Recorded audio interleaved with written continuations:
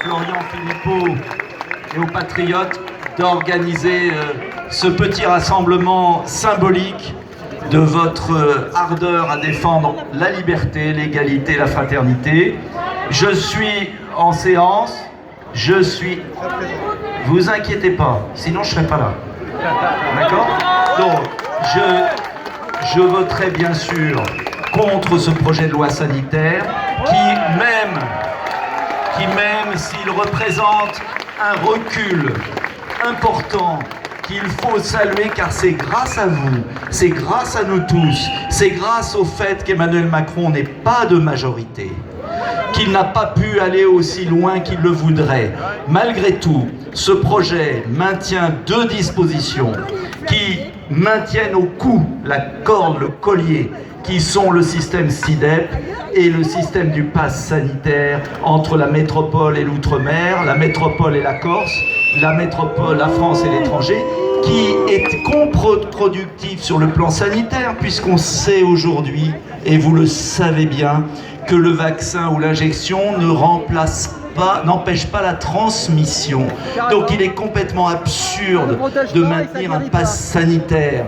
Et ce projet, au lieu d'aborder les vraies questions de prévention, au lieu d'aborder les vraies questions de lits d'hôpitaux, ils ont supprimé 17 300 lits d'hôpitaux en 5 ans.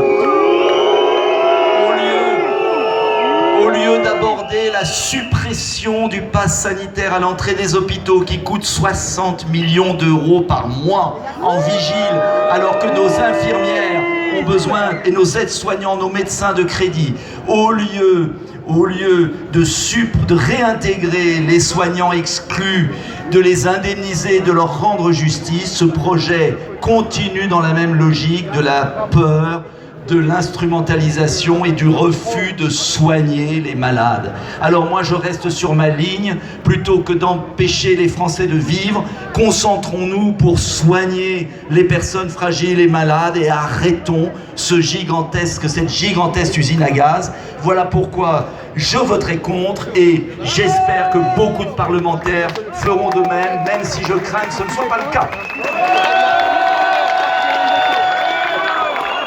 Merci à Nicolas Dupont-Aignan de prendre ses responsabilités et de voter en son âme et conscience. On peut l'applaudir.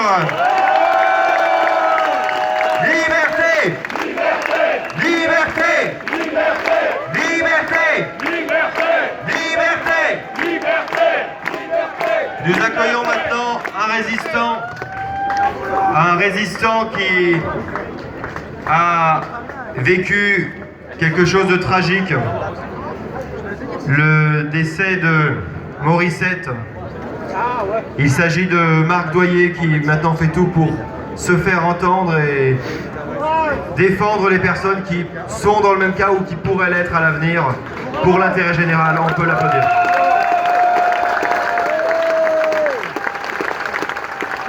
Bonjour à tous. Alors aujourd'hui, je suis là avant tout pour représenter les familles de victimes des vaccins, parce que il y a bien sûr cette maladie qui est terrible, qui a fait des morts, mais il faut savoir aussi, et je le dis là aux députés qui m'entendent, qu'il y a aussi des gens qui sont morts à cause des vaccins. Voilà. Et on ne peut pas continuer de l'ignorer parce que c'est pas normal aujourd'hui en France de mourir à cause d'un vaccin. Alors, ce que je voulais dire aussi aux députés, c'est arrêtez cette folie. Arrêtez cette folie et comportez-vous comme des hommes, des femmes, des pères, des mères, des sœurs, des frères. Regardez en face de vous que des êtres humains et ne regardez pas les intérêts de vos petits partis politiques réciproques.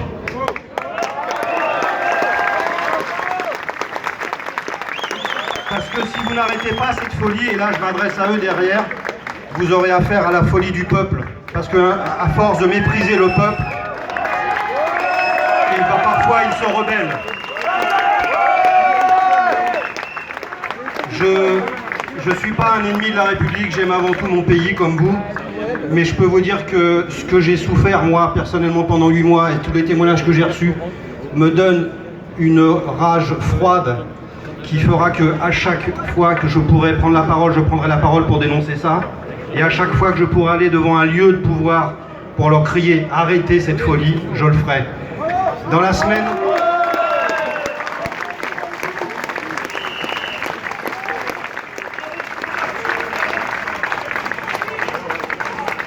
Il faut arrêter par exemple de dépenser une fortune dans des tests. Depuis quand devons-nous tester des gens qui ne sont pas malades pour savoir simplement s'ils sont malades? Exactement. Avec cet argent, on aurait pu créer des lits. Avec cet argent, on aurait pu mieux payer les soignants. Avec cet argent, on aurait pu rénover les hôpitaux, par exemple. Donc il faut arrêter cette folie. Et surtout, je pense que les élus peuvent se tromper, mais quand ils se trompent, ils doivent le reconnaître et ils doivent passer à autre chose. Exactement.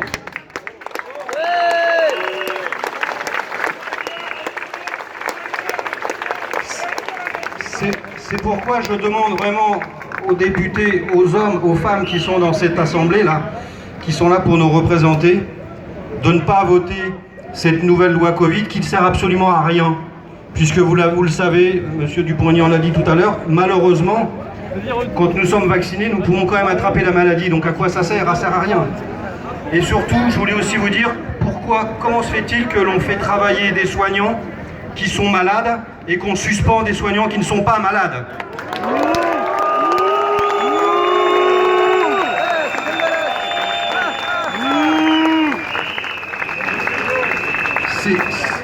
C'est juste bête. Voilà, si on devait prendre un mot, c'est juste idiot. Il n'y a rien de cohérent dans tout ça. Donc, comment voulez-vous, mesdames et messieurs les députés, que les Français vous respectent si vous continuez de voter des lois absurdes?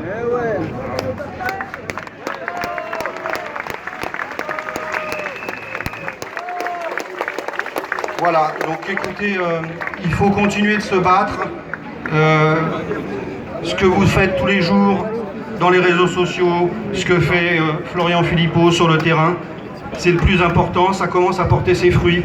Et puis surtout, il y a un mot qui est magnifique dans la langue française, c'est le mot liberté. Donc moi, à chaque fois derrière ce mot, je me lèverai. Vous savez, avant de venir ici, quand je prends la route pour aller sur Paris, à chaque fois je passe devant une petite commune où repose mon épouse.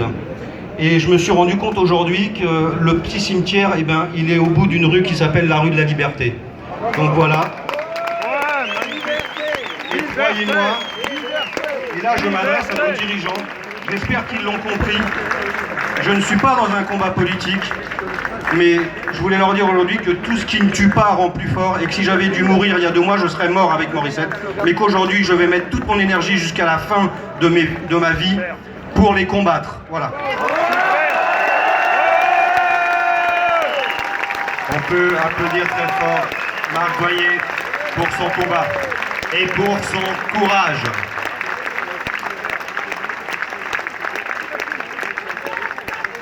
Peuple de France, vous êtes exemplaires à rester debout, à ne pas vous laisser faire.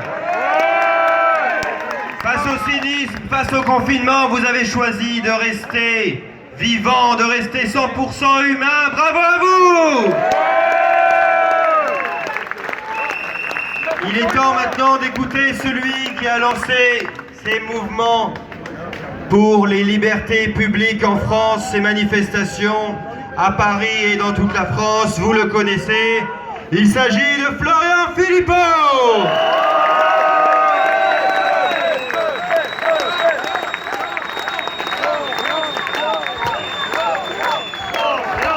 Bonjour à tous. Ça va, vous n'êtes pas trop chaud? Bon. C'est là-bas qu'il fait chaud. Et on va faire monter encore un peu la température. Bravo d'être là, de n'avoir rien lâché, d'être debout. En réalité, lorsque nous avons organisé ce rassemblement, nous avions une raison principale d'être là, c'est la loi Covid, qui doit être débattue et votée aujourd'hui.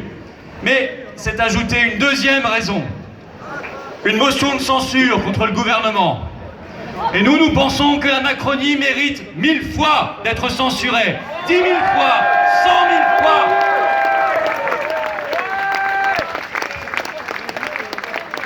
Les intervenants avant moi l'ont dit, la nouvelle loi Covid maintient une philosophie très problématique. Un pass sanitaire activable à tout moment par simple décret du Premier ministre entre la France et l'étranger, mais aussi, et c'est particulièrement scandaleux, entre la métropole et l'outre-mer, entre le continent et la Corse, comme si nos compatriotes de Corse et d'outre-mer étaient des sous-citoyens. Ça, nous ne l'accepterons pas, jamais. De plus, cette loi ne retire pas le pass sanitaire à l'entrée des hôpitaux, des EHPAD et des établissements accueillant des personnes handicapées, et c'est un scandale national immense.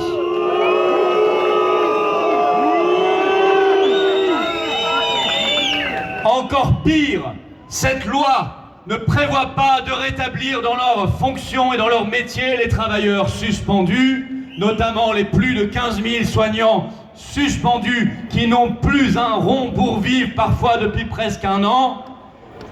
Et avec le nouveau ministre de la Santé, François Braun, je vois que vous l'appréciez déjà beaucoup, mais il en a déjà dit et fait beaucoup en peu de temps.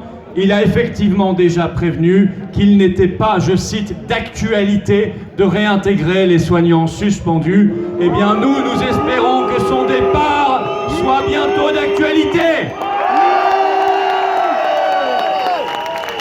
D'autant que pendant ce temps-là, on demande, le même Braun demande à une infirmière, pourtant elle, malade du Covid, de venir travailler à l'hôpital d'Avignon parce qu'on n'a plus assez de personnel. Nous marchons sur la tête.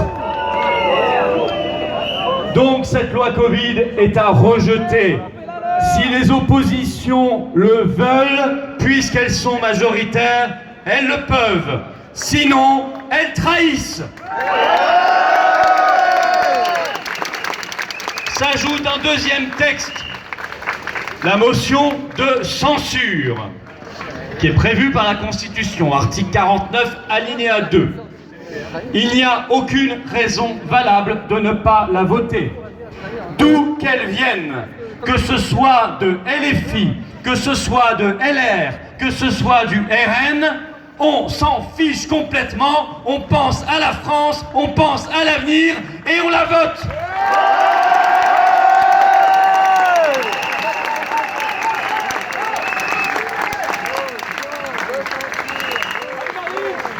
Certaines oppositions nous disent on ne la votera pas parce qu'il faut, je cite, donner sa chance à Elisabeth Borne.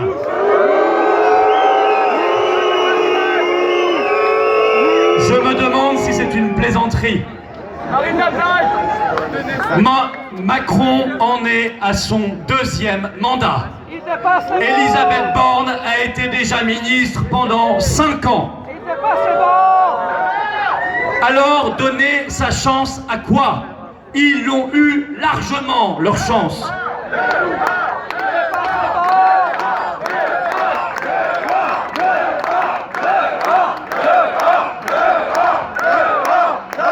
Donner sa chance à qui? Aux lobbyistes de Uber?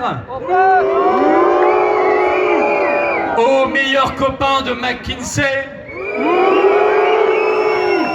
À celui qui a vendu, bradé Alstom aux Américains? Au domestique de l'Union européenne qui va faire la retraite à 65 ans pour lui obéir? Au petit laquais d'Ursula von der Leyen? D'ailleurs, à Ursula, nous lui disons « Ursula, tais-toi » et à l'Union européenne, nous lui disons « Frexit ».